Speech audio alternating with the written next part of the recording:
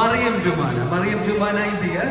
Recently, she became so popular in our place because she became one of the youngest student license holder. Okay, so she has 7 hours. She has already she's having an experience of flying the aircraft for 7 hours. So I'm here not to give you any further talk. I'm only to give you one single message. Jumana or Mariam Jumana is from a very humble, from very poor background. Her father is a imam. Her father is an ustad in a madrasa. Okay, he is working as an imam in a mosque. And her mother supported her when she told that I want to be a pilot. This was a dream that was life, but she was on a wheelchair. They told that she will not be able to walk again, but she was on a wheelchair. One day she was going in a wheelchair in the courtyard of her house. Then she saw an aircraft flying above her. Then she thought, I'm not able to walk, but I'll be able to fly.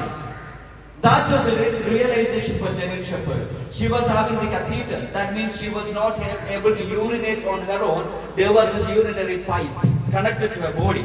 She was not able to walk. She called a flying club and she told that I want to be a pilot. I want to fly the aircraft. Okay, ma'am, you can. Then she said, I will not be able to come there on my own because I need a driver. So I'll arrange a driver and I'll come there. And she told, I am not able to walk. She just told that she wanted to tell this and she ensured that the others don't listen to her. She went there to the airport to the flying club and she was about to, get into the aircraft and all the instructors were fighting. You know why? They were fighting that I don't want to train her. But finally one instructor became ready to train her and she, with the catheter, with the urinary pipe, with the support of 2 people standing on the both sides of her, she got into the aircraft and she flew the aircraft. She was flying above the blue mountains in Australia, and this was the very mountain where her dreams were shattered, where the accident was taking place. She went back home and said that I'm not ready to satisfy with this. This was just a few minutes of flying.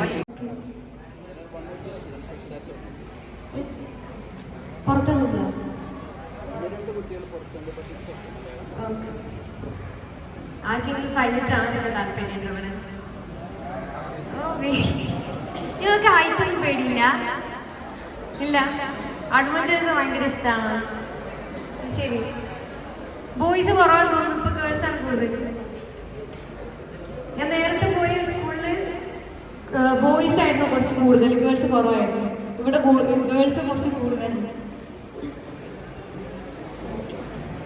ഞാൻ എങ്ങനെ ഇതിന്റെ സ്റ്റെപ്സും കാര്യങ്ങളും എന്തെങ്കിലും താത്തിട്ടുള്ളൂ, എന്തെങ്കിലും സ്റ്റെപ്സും കാര്യങ്ങളും എന്തെങ്കിലും പറഞ്ഞു തന്നെ ഇങ്ങനെ സംഭവങ്ങളൊക്കെ വേണോ? ആരും വേണ്ടാറ് വേണോ? ഓക്കെ. ഇപ്പം ഇതില് എത്ര ക്ലാസ് മുതൽ ഉണ്ട്? 5th to 12th വരെ. ഓക്കെ. ഇപ്പം എല്ലാവരും വിചാരിക്കുന്നുണ്ടാവും +1 +2 സയൻസ് എടുക്കണം എന്നൊക്കെ വിചാരിച്ചിട്ടുണ്ടാവും. പക്ഷെ സയൻസിൻ്റെ ആവശ്യമൊന്നുമില്ല. നമുക്ക് സയൻസ് അല്ലെങ്കിൽ ഫിസിക്സ് ആൻഡ് മാത്സിൽ NEOS എക്സാം എഴുതിയാൽ മതി. ഓക്കെ, NEOS എക്സാം എഴുതിയിട്ട് 60% എബോവ് മാർക്ക് വാങ്ങാം. എന്നിട്ട് ക്ലാസ് 2 മെഡിക്കൽ എടുക്കുക. ക്ലാസ് 2 മെഡിക്കൽ എന്ന് പറയുമ്പോൾ നമ്മൾ ബോഡി കാര്യങ്ങളൊക്കെ ചെക്ക് ചെയ്യുന്നു. ഓക്കെ, അത് പേരൊന്നും നോക്കണ്ട. അതിലെന്തൊക്കെ ചെക്കിങ് വെച്ചാൽ നമ്മൾ വിഷൻ ചെക്ക് ചെയ്യും, കളർ ബ്ലൈൻഡ്നസ്, പിന്നെ നമ്മൾ കേൾവി ശക്തി, ഹിയറിംഗ് എബിലിറ്റി നോക്കും, ചെസ്റ്റിൻ്റെ എക്സ്റേ, പിന്നെ ECG എന്ന് പറഞ്ഞാൽ നമ്മൾ ഹാർട്ട് ഉണ്ടല്ലോ, ഹാർട്ടിൻ്റെ ആ ഒരു ചാർട്ടിനാണ് ECG എന്ന് പറയുന്നത്. അത് പിന്നെ അങ്ങനത്തെ കാര്യങ്ങളൊക്കെ ഉണ്ട്. ചെസ്റ്റിൻ്റെ എക്സ്റേ, പിന്നെ ബ്ലഡ്, യൂറിൻ, ഇതൊക്കെ ടെസ്റ്റ് ചെയ്യും. ഇതൊക്കെ ടെസ്റ്റ് ചെയ്തിട്ട് പാസ് ചെയ്ത് കഴിഞ്ഞിട്ട് നമ്മൾ ഏതെങ്കിലും തിയറി അക്കാദമി ജോയിൻ ചെയ്യാം. ഓക്കെ, എന്നിട്ട് ഞാൻ 6 month കോഴ്സായിരുന്നു ഞാൻ എടുത്തിരുന്നത് തിയറി. അത് ചിലവിടത്ത് 3 months ഒക്കെ ഉണ്ട്, ചിലവിടത്ത് 6 months ഉണ്ട്. എന്നിട്ട് DGC എക്സാംസ് ഒക്കെ ക്ലിയർ ചെയ്യാം. ഞാൻ ആദ്യം വിചാരിച്ചത് എന്തിനൊന്നും പഠിക്കാനൊന്നുമില്ല, സംഭവം ഫ്ലൈങ് മാത്രം പഠിച്ചാൽ മതിയെന്ന്. പക്ഷെ ഇതിന് കയറിയപ്പോഴാണ് ഒരു എൻജിനീയർ ലെവലിലും പഠിക്കാനുണ്ട്, ഒരു ഡോക്ടർ അത്രയൊന്നുമില്ല, എന്നാലും ബയോളജി.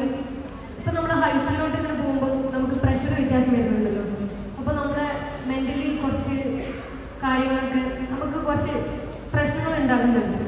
അപ്പോൾ ആ കാര്യങ്ങളൊക്കെ ജസ്റ്റ് പഠിക്കാനുള്ളൂ. പിന്നെ എന്തൊക്കെ പാർട്സും കാര്യങ്ങളും എങ്ങനെ വർക്ക് ചെയ്യുന്നത് അത് തന്നെ. ഇപ്പം നമ്മൾ കാർ ഓടിക്കാൻ മാത്രം അറിഞ്ഞാൽ പോരാ, ശരിക്കും കാറിൻ്റെ പാർട്സ് അതെങ്ങനെ വർക്ക് ചെയ്യുന്നത് ഒക്കെ പഠിക്കണം. അതുപോലെ തന്നെയാണ് ഈ ഒരു ഇതിലും. പിന്നെ അങ്ങനെ തിയറി കംപ്ലീറ്റ് ചെയ്തതിന് ശേഷം ഫ്ലൈ സ്കൂളിൽ ജോയിൻ ചെയ്തു. അപ്പോൾ ആദ്യത്തെ സ്റ്റെപ്പ് സ്റ്റുഡൻറ്റ് പൈലറ്റ് ലൈസൻസ് എടുക്കുക. ഓക്കെ, ഇപ്പം ഞാൻ എടുത്തിട്ടുണ്ട്. നമ്മൾ ഫ്ലൈ സ്കൂളിൽ ജോയിൻ ചെയ്ത് കഴിഞ്ഞാൽ ഇൻ്റർവ്യൂ ഉണ്ടാവും, റിട്ടൺ ടെസ്റ്റ് ഉണ്ടാവും, ഇൻ്റർവ്യൂ ഉണ്ടാവും. അത് കഴിഞ്ഞാൽ നമുക്ക് ലൈസൻസ് കിട്ടും. അത് കഴിഞ്ഞിട്ട് സ്റ്റാർട്ട് ചെയ്യും ഫ്ലൈ. ഞാൻ ജസ്റ്റ് സ്റ്റാർട്ട് ചെയ്തിട്ടേ ഉള്ളൂ, 7 hours കംപ്ലീറ്റ് ചെയ്തിട്ടുള്ളൂ. എൻ്റെ കൂടെ ഫ്രണ്ട്സൊക്കെ ഉണ്ട്, എൻ്റെ കാട്ടിലും ഹവേഴ്സ് ബിൽഡ് ചെയ്തവരൊക്കെ ഉണ്ട്. പക്ഷെ അവരൊന്നും ഇത്ര ഫേമസ് ആയിട്ടില്ല. ഞാനിപ്പം ഭയങ്കര പോപ്പുലർ ആയിട്ടിരിക്കുന്നത്. അവരൊക്കെ ഫ്ലൈങ് ഒക്കെ പുറത്താണ്. ഇന്ത്യയിലും ഫ്ലൈ ചെയ്യുന്നവരൊക്കെ ഉണ്ട്. അപ്പോൾ ഉമ്മ ഇങ്ങനെ